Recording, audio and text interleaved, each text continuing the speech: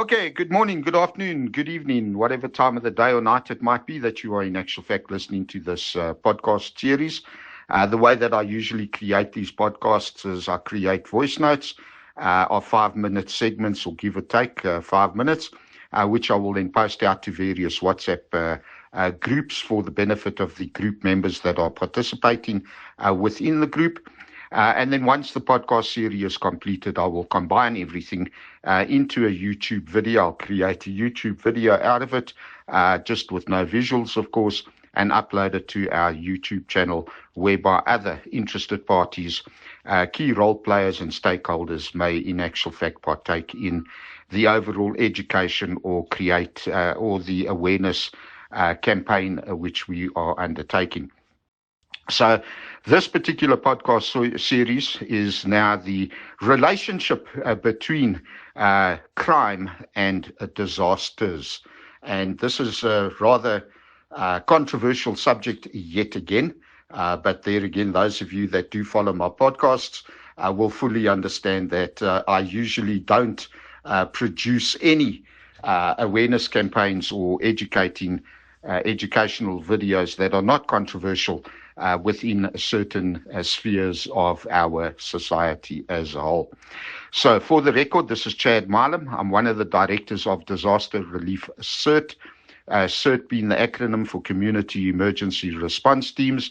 We are a volunteer network, and of course, one of our prime objectives, our sole and principal objective, is to recruit volunteers and prepare community members to be prepared to assist in times of disaster, but also the awareness creation, raising of awareness, education also forms a part of the role.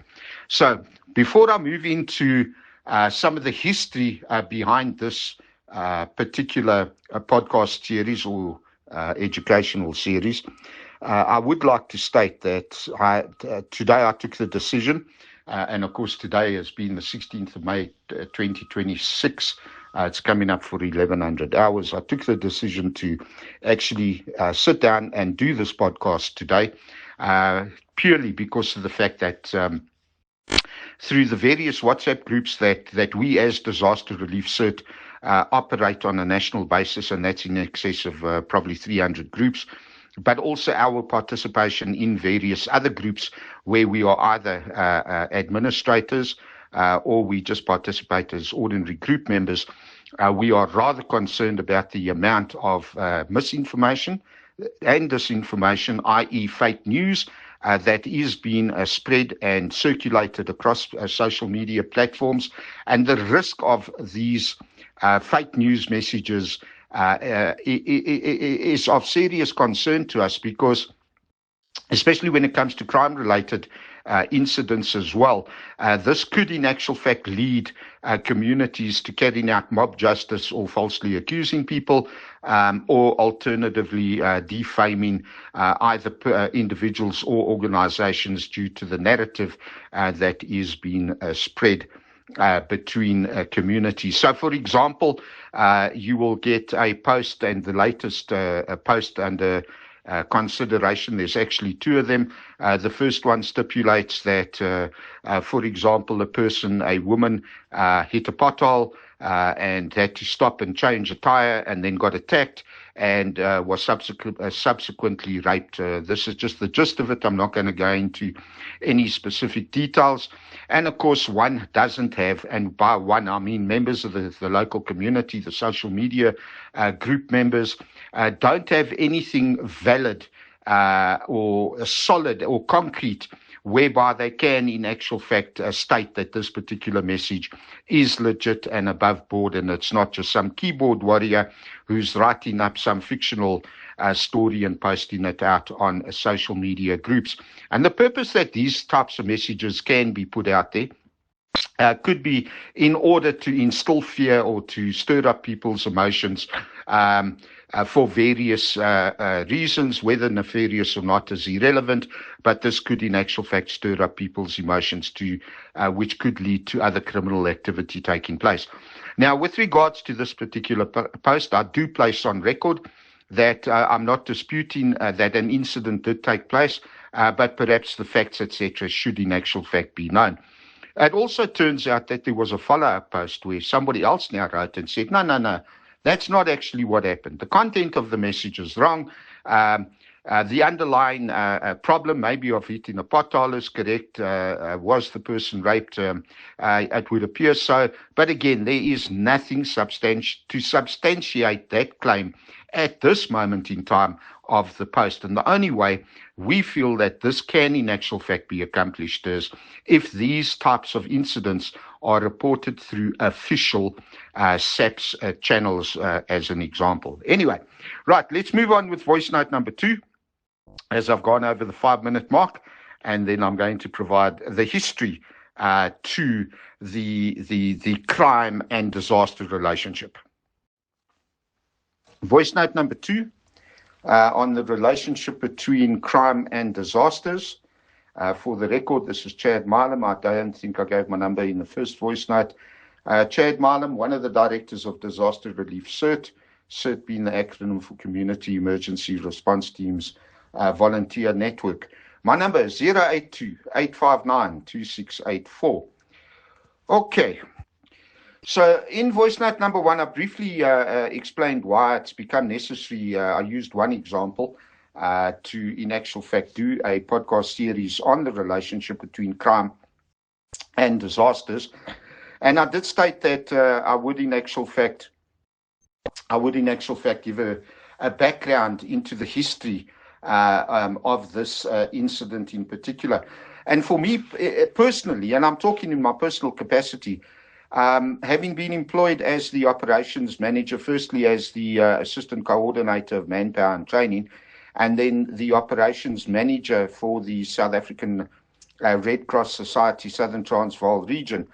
I was myself in particular, we were a couple of people, other people that were involved in various aspects of training that was provided by the International Committee of the Red Cross. However, in my personal capacity, I had a very, very, very strong interest in going and working for what was then called the International, or the League of Red Cross and Red Crescent Societies. Today it's known as the International Federation of the Red Cross. But I specifically wanted to go and work in Ethiopia and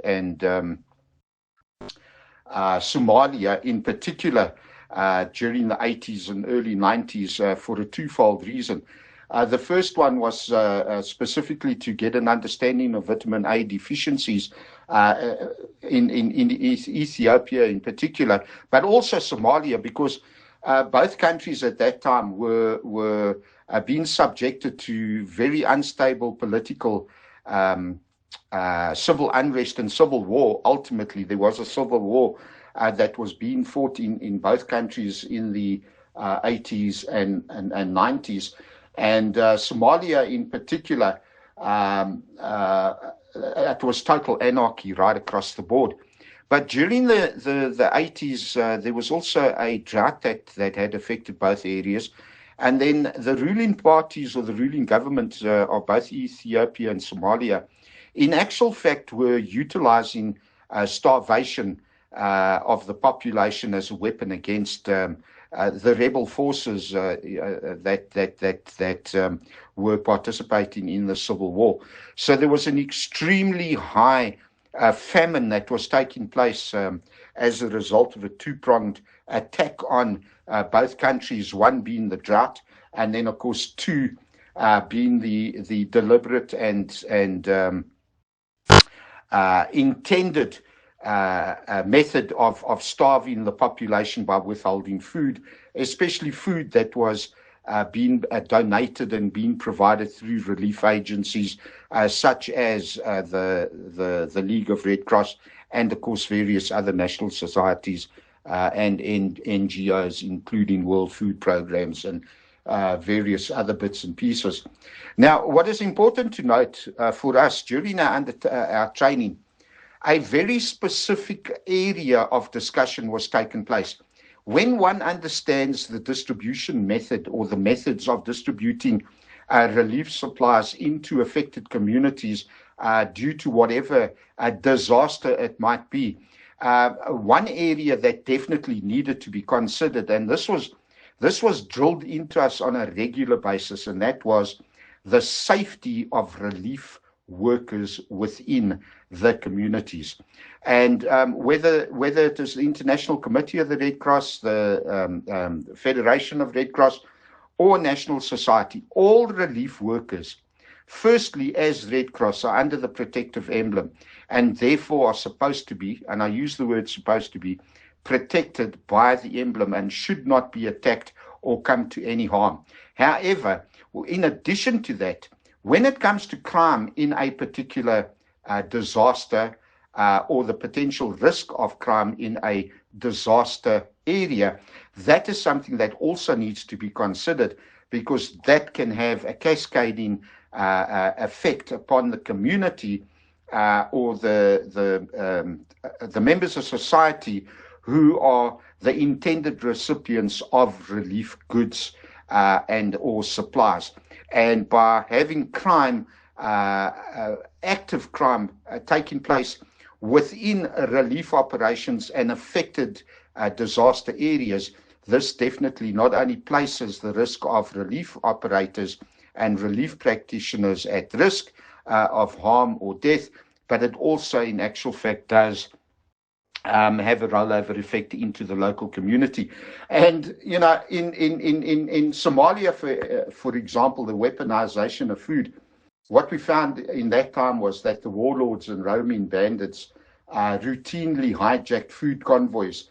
So even there, during the transportation of foodstuffs, these convoys would in actual fact be hijacked, and the food wouldn't reach the intended population. And this was using starvation as a deliberate military weapon against rival clans and civilians. Right, let's move on with voice note number 3. Right, so voice note number 3, the relationship between crime and disasters, is the podcast series that I'm currently undertaking. This is Chad Milam, one of the directors of Disaster Relief CERT, CERT being the Community Emergency Response Team's acronym. We are a volunteer network, and of course I am engaged in a awareness campaign with regards to how crime can play a role, both positive and negative, ultimately within disasters and disaster areas. And of course, this now all needs to also be tied back into the risk of fake news, false news, misinformation and disinformation being distributed out into social media platforms, regardless of the platform and the dangers that are associated with it. So in the first two voice notes, I've basically covered the reason why I've decided to do this podcast. I've only provided one reason. However, this is something that I've been actively involved in, but more on an ad hoc one-to-one basis with individuals for almost 10 years now. And the second part of the second voice note, I've covered basically the history of what happened in Somalia and Ethiopia. And at this point, this is where I want to come and specifically discuss the training that we were given and the caveats that we were in actual fact advised to be looking out for. So I want to try and relate to current day situations with regards to how crime can in actual fact create a disaster to start off with. You don't need to in actual fact have a disaster and then bring crime into it to create a problem. A crime itself can in actual fact become a problem. And what a lot of people don't realize and understand is that when we are looking at the perils with regards to disasters, crime definitely can play a major role. And I'd like to bring to the listeners' attention the South African Human Rights Commission final report on the 2021 civil unrest that was carried out in KZN and Gauteng province for, I think it was June, if I remember correctly, June, July, over a period of about 2 weeks. And this now is where we in actual fact, during our training, especially in line with the actual political situation within the country of Somalia and Ethiopia, as well as the weaponization of food, the banditry and the looting that was taking place, the effect it can have on a community. So when we start looking at crime doesn't necessarily have to be something whereby, for example, a truck is stopped on the November 3 highway from Durban carrying food up to Johannesburg, gets attacked, gets burnt out, and before they burn the actual truck, loot all of the goods and take that out. Our South African terms, or in terms of South Africa's situation, high unemployment, high poverty, etc., this type of crime can, in actual fact, be carried out to the point that if it is not brought under control and it is allowed to continue, I'd like to say to the communities, just stop and think for a minute that all foodstuffs that are imported, that might be coming through the Durban port, loaded onto containers, loaded onto trucks, and being transported up to Gauteng province, for argument's sake. Let's say that the November 3 is under constant attack and 1 in 10 trucks are in actual fact getting through with foodstuffs. Well, ladies and gentlemen, just stop and think then that what is the consequences going to be within Gauteng province as a whole? Our shelves in Gauteng are going to show the lack of food, whether that be tin foods or grains or any other commodity that might be shipped up through the national highways. We know that the train situation is not operational, and everything has now been basically reverted to trucking. And when you've got crime on a highway of that nature, this now does become a problem, because the local communities are going to grow in strength. You will find that the more that information is published, there is a risk. I'm not saying that it is happening. I'm saying that there is a risk. Now, remember, I'm going back to our training by the International Red Cross movement of the 80s and 90s, where we need to consider the potential and the expected increase in risk in incidents of this nature. So, when communities in Gauteng or even Durban come to realize that they can get away with looting a truck on the November 3, slowly those numbers are going to begin to grow. More trucks are going to become targets. More looting is going to be taking place. And even though the weaponization of food is not in actual fact being implemented, the consequences of the looting definitely will produce the identical results. So let's move on with voice note number 4. Okay, voice note number 4. This is Chad Milam, one of the directors of Disaster Relief CERT being the Community Emergency Response Teams volunteer network. And I am busy with the podcast, The Relationship Between Crime and Disasters. So, in the previous voice note, I've actually covered the potential risk of having more community members looting trucks on the November 3 highway. I'm using that as a simple example. And of course, the consequences being that foodstuffs that have been imported and transported from Durban Harbour into Gauteng shops, our shelves, our shopping centres are all going to start showing a lack of foodstuffs. And this, in actual fact, now is going to increase the poverty and actually bring us to the point whereby there's an additional risk that could be considered. And that is due to this increase now, yet again, of the lack of food within the Gauteng province. More people within Gauteng province could, in actual fact, start attacking local deliveries that are taking place, especially of fresh fruit and veggies that might, in actual fact, be coming up from the Free State or even grown within the Gauteng province and are being delivered to local shops and entities around the area.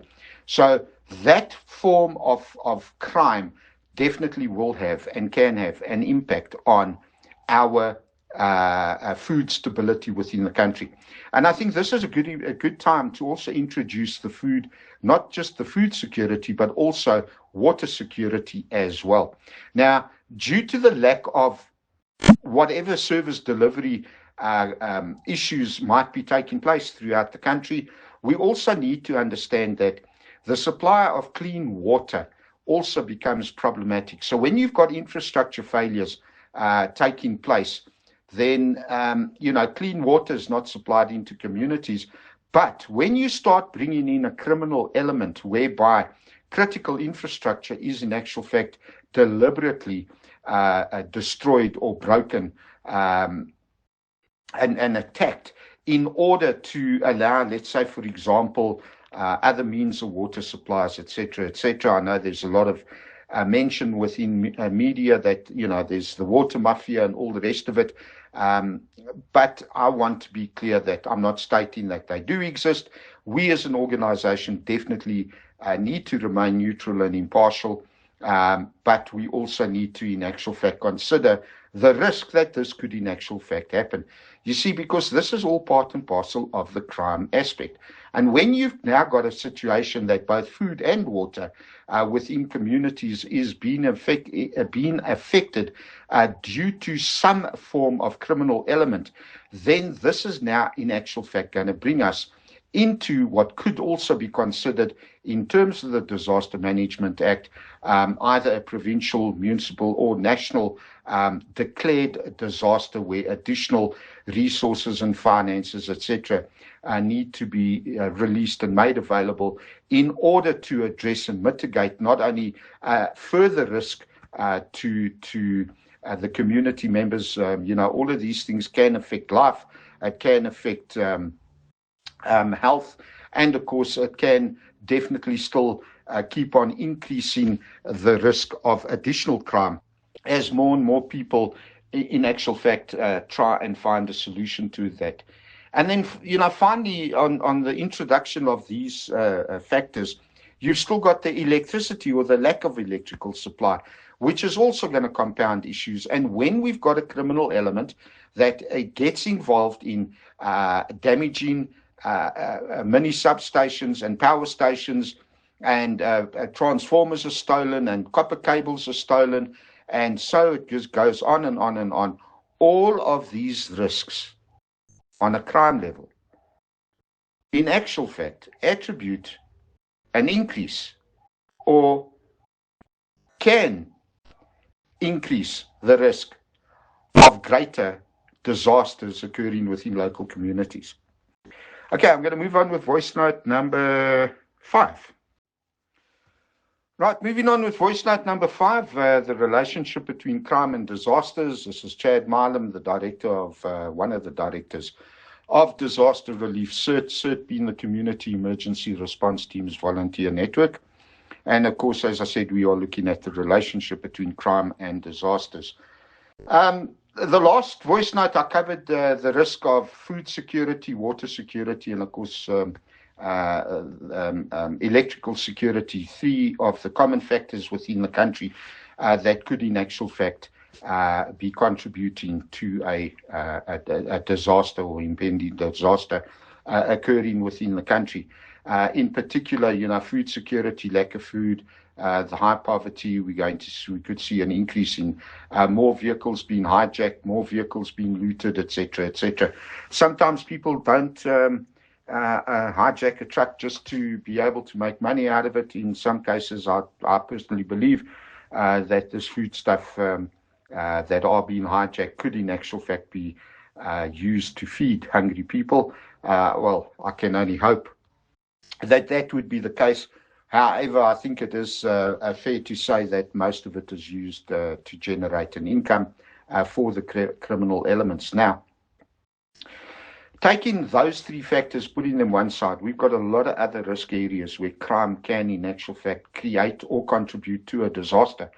Now, you've got a situation where certain communities don't have power, water, or even food, but the criminals still come in and they carry out various other activities within those communities, and they steal goods and they do all kinds of things. But I want to now concentrate on what happens when relief organizations actually step into areas. And by relief organizations, I'm talking about non-government organizations, non-profit organizations, non-government organizations being made up of non-profit organizations, non-profit companies, public benefit organizations, and community-based organizations.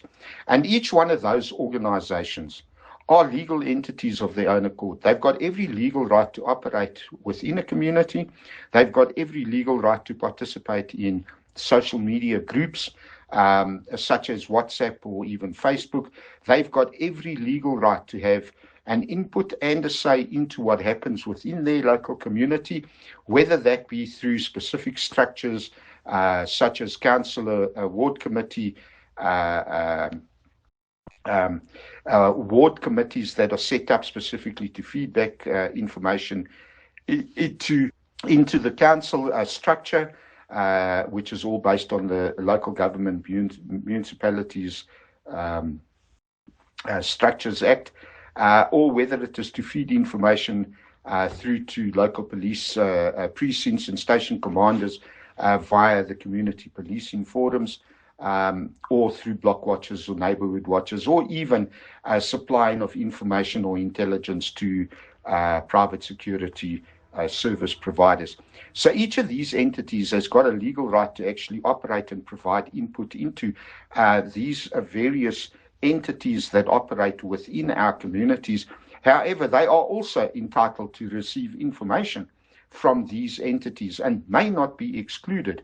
And I use that phrase, and I put a lot of emphasis on may not be excluded from participating or contributing, purely because of the fact that no other entity has the legal right to interfere with whether we are a non-government organization or we are a general member of the public, a citizen, or even a person, a foreign national, from receiving or contributing information in terms of the South African Constitution.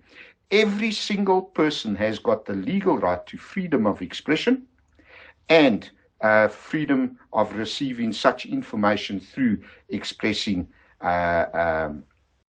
any input or receiving of any input.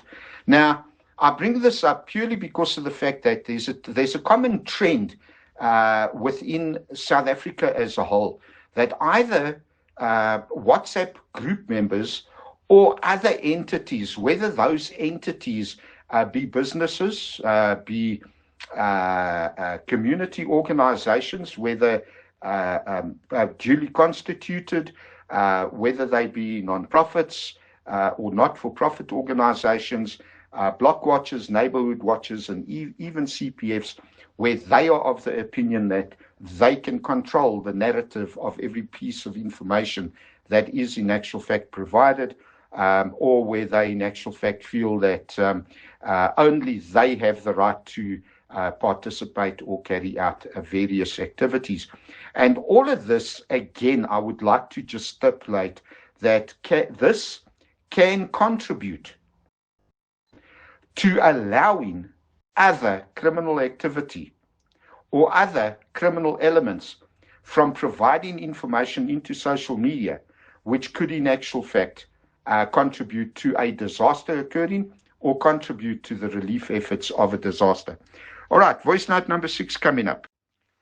Voice note number 6 on the relationship between crime and disasters. So the question now, or the issue now that we need to consider is what happens when we now start looking at relief organizations providing support and relief to affected communities, and what kind of impact will this have on relief efforts that are carried out by such organizations. And this is where the very first thing that goes through my mind is quite simply this, that you get each non-profit organization or not-for-profit organization will have very specific mandates according to their own constitutions or memorandum of incorporation as to what kind of assistance they can provide and when they, in actual fact, provide it. And part and parcel, I think we need to look at the disaster management cycle as a whole, just in a very brief sort of description without going into a fully blown training session on the disaster management cycle. But the first part also depends on which part of the cycle you look at. But in essence, the very first part of the cycle that we should be looking at is preparedness. In other words, communities need to know and identify what the risks are within their communities, and then what type of action plan they should have in place in order to mitigate a disaster from occurring within their particular community, geographical area, province, or whatever the case might be.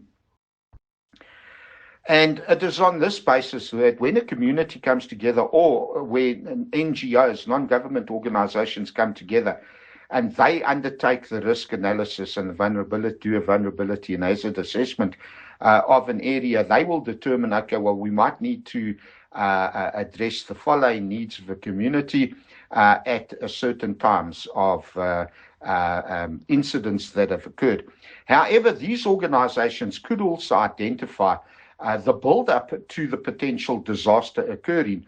And in order to mitigate or lower the risk of that disaster occurring, they could in actual fact intervene and step in and start providing relief to a community before a disaster is actually declared or is in actual fact occurred or occurring within a community.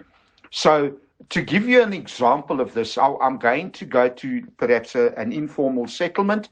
And I want to have a look at two particular areas of concern. The first one is encroachment. Now, what that is you get informal settlements being built on top of critical infrastructure.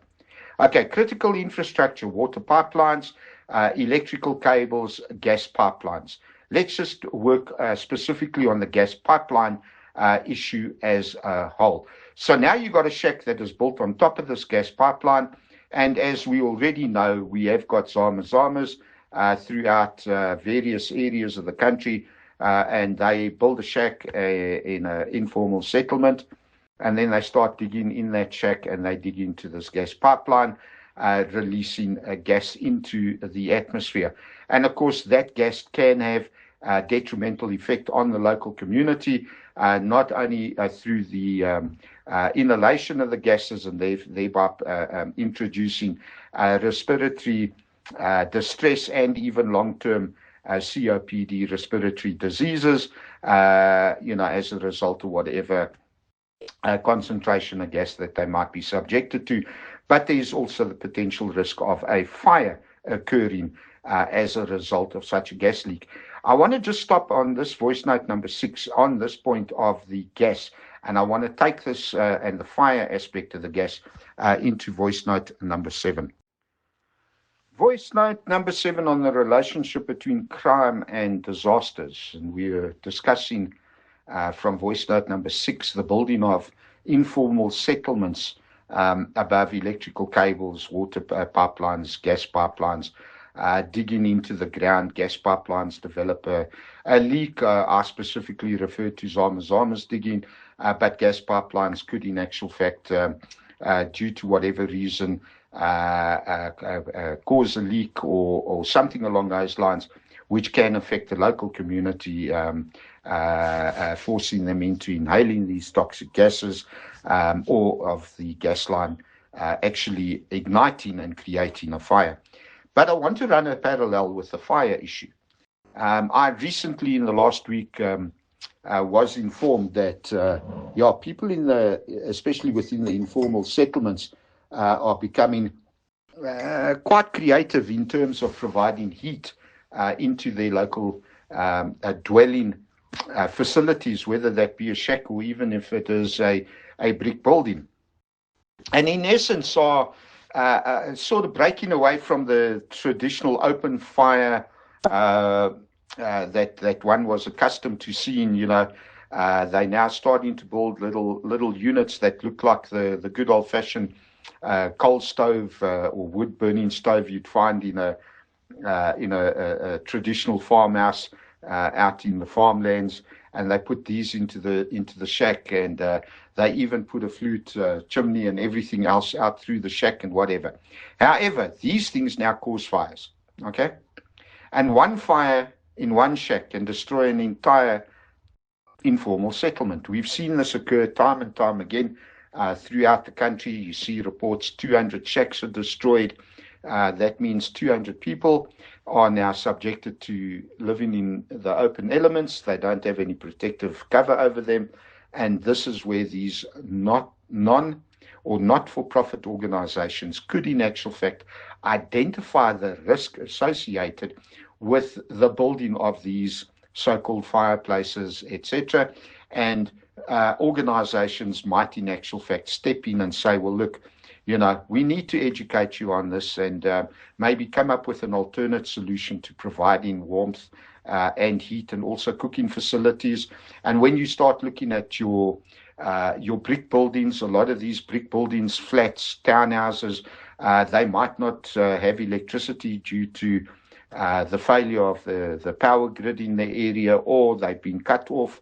So there's many factors there. So these are not-for-profit organizations could step in and start looking at mitigating the risk of disaster, and they can do it through various educational programs, creating awareness amongst communities. But over and above that, some of these organizations, as I've stipulated before, will have a different mandate to educating or providing advice, consulting, whatever, and in actual fact come in and provide an alternate solution, either at discounted rates or even free of charge, depending on how their donation base operates.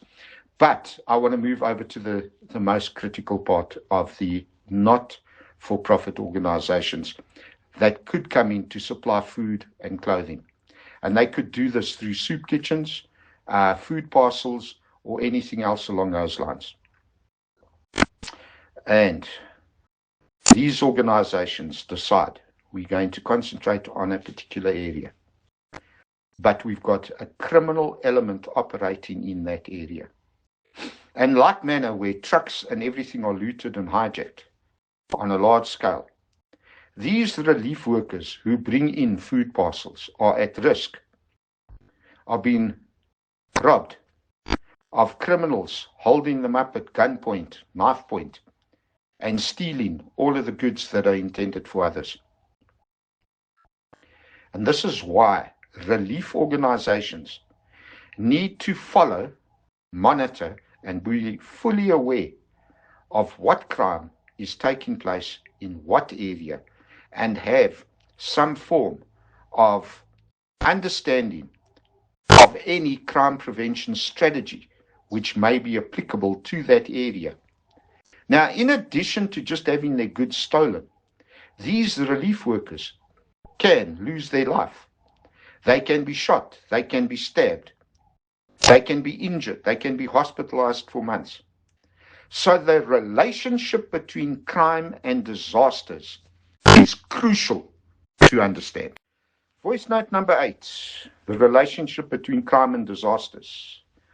In the last voice note, I covered the point that relief workers now have decided to bring food parcels into a local community. That local community could be a family in a townhouse, or it could be a couple of families in a shanty town, in an informal settlement. But because of the criminal element that is operating in that area, wherever that area might be, these relief workers could be subjected to harm and death. Now, remember that because of the fact that I also said, November 3, looting shops, etc., now got minimal foods. We've got an entire community in an informal settlement. They don't have a single meal. Relief workers come in and set up soup kitchens, and the criminal elements step in. And what do? They kill the relief workers.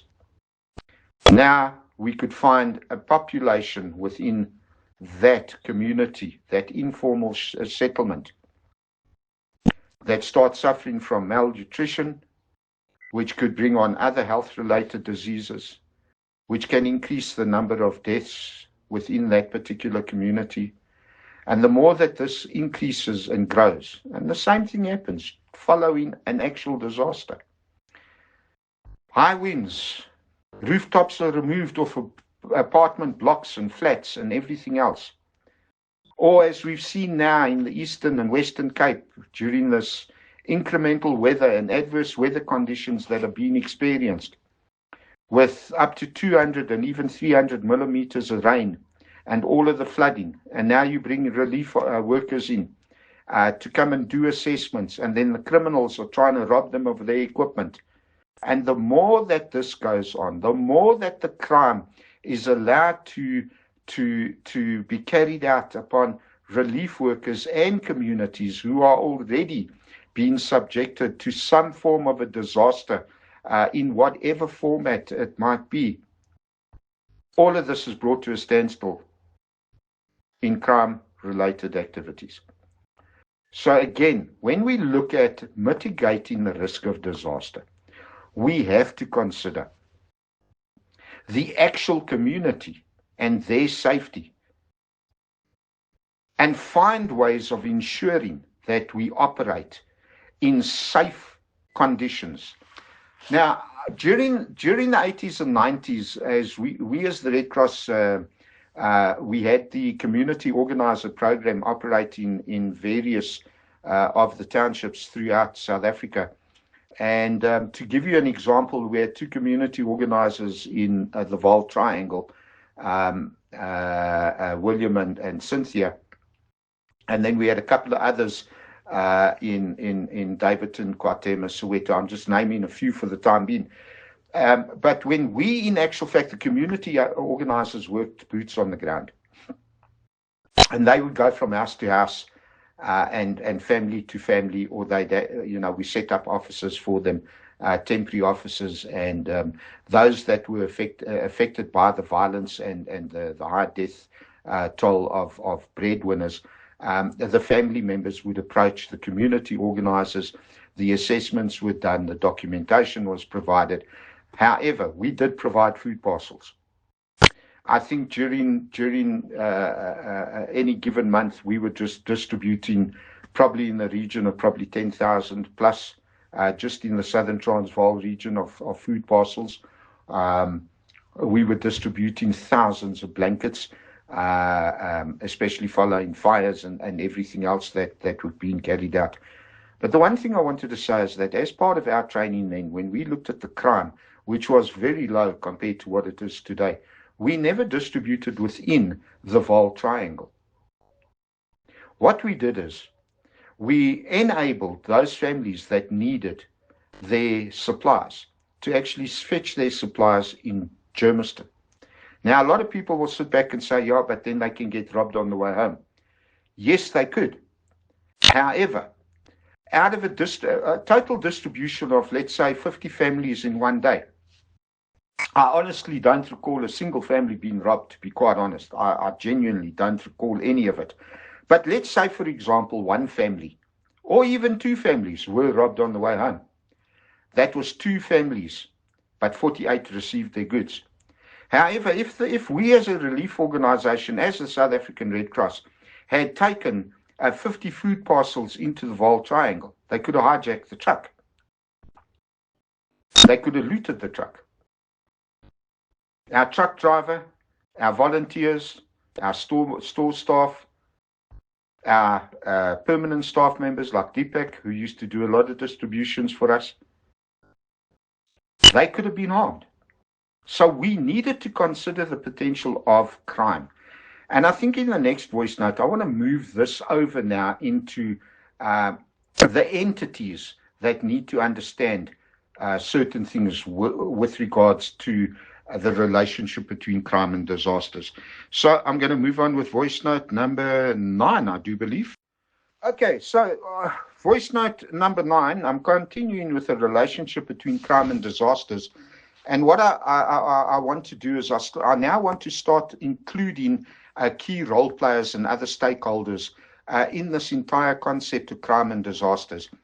And I think in principle, besides not-for-profit organizations relief agencies, or, members of disaster management, excluding those particular entities themselves.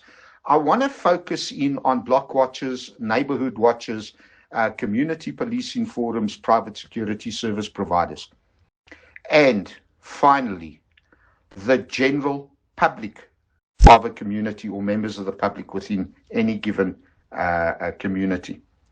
And it is imperative that each and every single one of these entities understands the role of the not-for-profit organizations. And ladies and gentlemen, I need you to fully understand that not one of you has the legal right to prevent a non-profit organization, a non-profit company, a community-based organization or public benefit organization from carrying out any activities, whether that be awareness, whether that be education, whether that be a risk and hazard vulnerability assessments, whether that be a provision of relief, or whether that be any other aspect.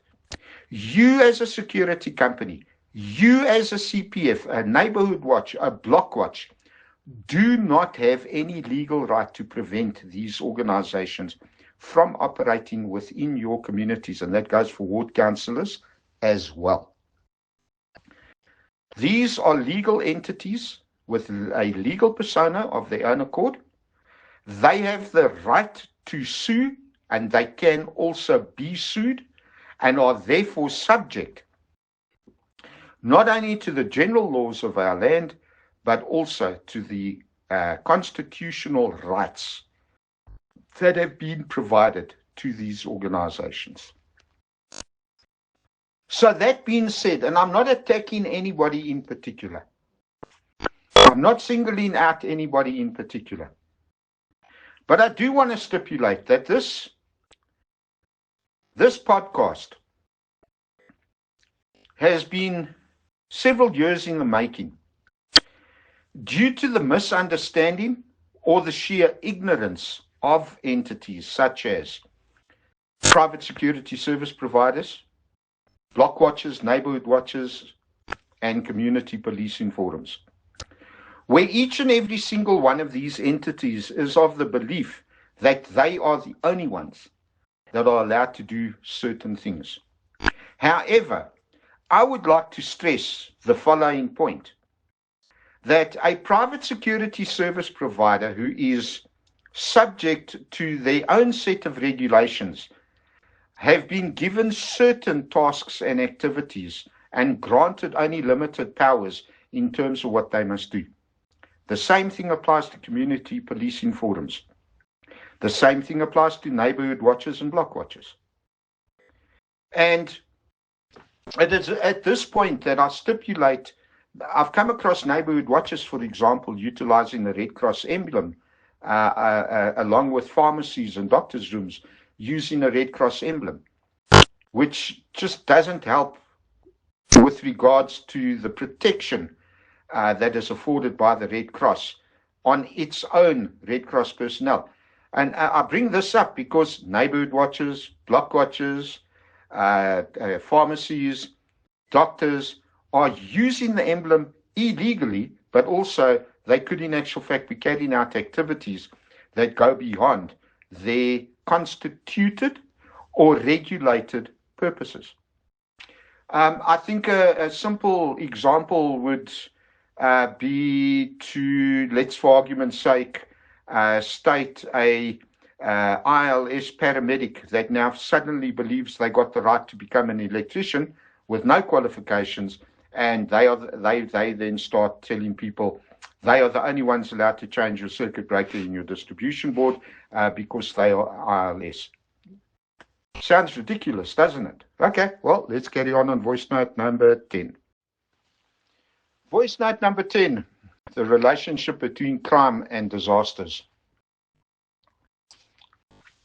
In number 9, I used a very stupid example of an ILS now claiming to be the only person allowed to install a circuit breaker in a distribution board.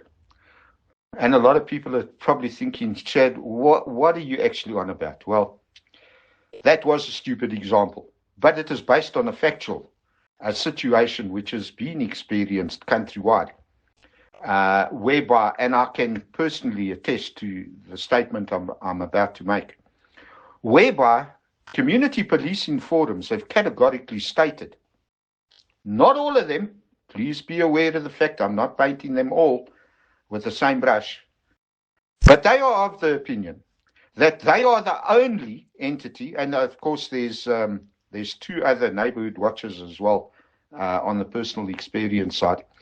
They are the only entities or organizations who are allowed to do disaster management or provide disaster relief.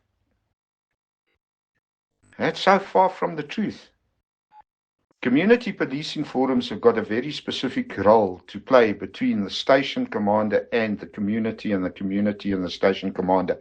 And they are there primarily to deal with policing factors in terms of the SAPS Act and the interim regulations. They got nothing to do with disasters at all. Will the community policing forums or neighborhood watchers be involved in disaster-related activities? Well, the answer is maybe. It's not a definite. It's a maybe. You see, it is all going to depend on the disaster management center for their relevant area as to whether or not they get involved and how they get involved and to what level they get involved.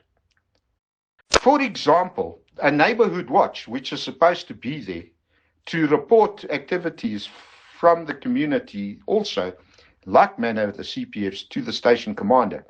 During a disaster, they should be on the outskirts or somewhere on the inside, monitoring what is happening, identifying potential criminal risk, reporting it to SAPS, and of course through the E2 program, perhaps SAPS and the private security service providers can intervene and uplift the criminal before the crime is committed and further damage is done within the area of that's affected by a disaster.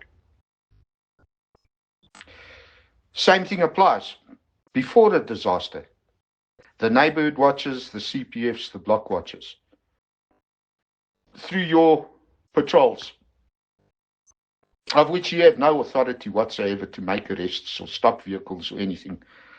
Along those lines, that is going to be left up to SAPS or Metro Police Departments, and of course on a patrol, CPFs, according to your regulations, not to what I'm saying. CPF members on patrol have to be controlled by or under the control of a specific SAPS member. Even pre-disaster, you've got a responsibility to report it and maybe uplift the criminal who might be sabotaging, let's say, for example, a power line that's going to bring an entire area into darkness for months, which becomes a disaster of its own accord. And I make these statements clearly because of the fact that when we go full circle and go back into a previous statement I made about the South African Human Rights Commission's final report, there were a couple of factors that were brought up by the Human Rights Commission. The first one being that when crime-related messages are posted out on social media, which are not true and factual, the impact it can have on a local community. In this particular case, we had a security firm or a director of a security firm who put out a call on Facebook making a claim and calling for people to protect their property. And the South African Human Rights Commission has actually stipulated that that particular post instituted a criminal element or allowed a criminal element to step in and in actual fact, not only just a criminal element, but also took it to the point where members of the general community started to carry out criminal aspects and activities within their local community to try and protect the community based on false information, i.e.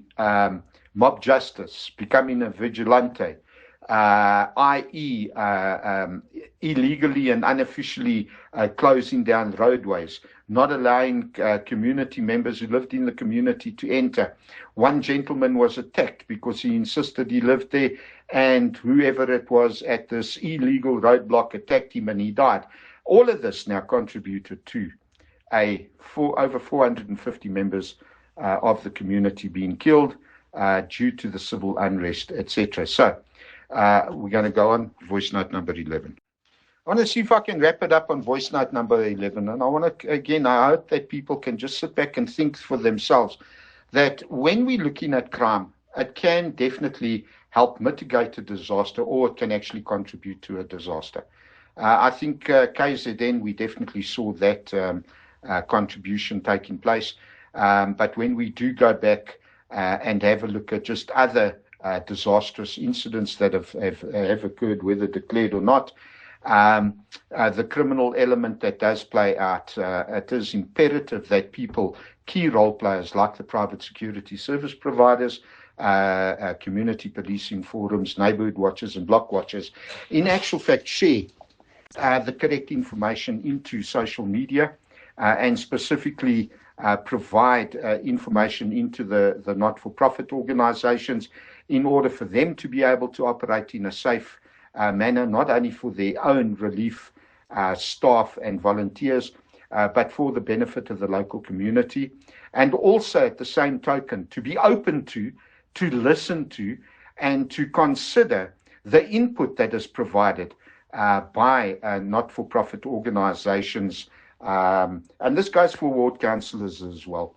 I mean, you know, there is a current situation where a ward councillor, as a group administrator, has in actual fact prevented a specific non-government organization, or in this case a community-based organization, from in essence marketing their services within their geographical area on the WhatsApp platform, thereby bringing that particular organization into disrepute, and in essence implying that they are not a legitimate organization because they are not registered, which is so far from the truth. Only non-profit organizations and non-profit companies are in actual fact registered with either the Department of Social Development or SIPC itself.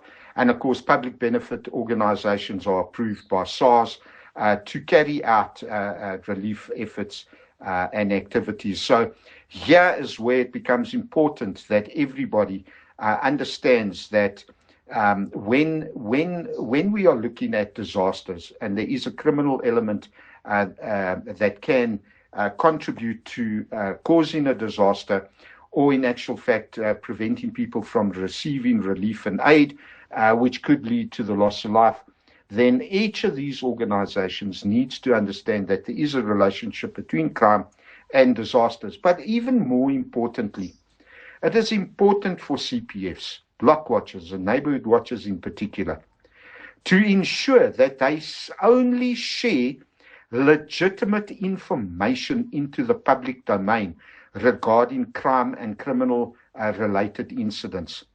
Because when misinformation, disinformation, that is fake news, is put out into the community, it does become a problem. So, for example, one of the more recent cases is that there is a claim that, you know, as I mentioned before, somebody has been attacked and raped following hitting of a pothole, and then there's additional messages claiming that the full story is not true and factual. This does generate a problem, especially when a road name or an area is in actual fact carried out. Because when you start looking at your relief organizations who might already be working with specific tasks or activities within that geographically mentioned area, you as a CPF do not need to know that that organization or the other organization is working in that area. You don't have the right to know that. It's none of your business. It's not your business as a CPF. It's not your business as a neighborhood watch or block watch. Those organizations have the right to carry out activities. However, when false information is put out, especially by people who identify themselves as those being in authority, that means those who group members know so-and-so that's just posted as a councillor, so-and-so that's just posted is a patroller with the CPF, so-and-so who's just posted is a committee member, it could be the chairman, it could be the secretary, so-and-so of this organization is a director.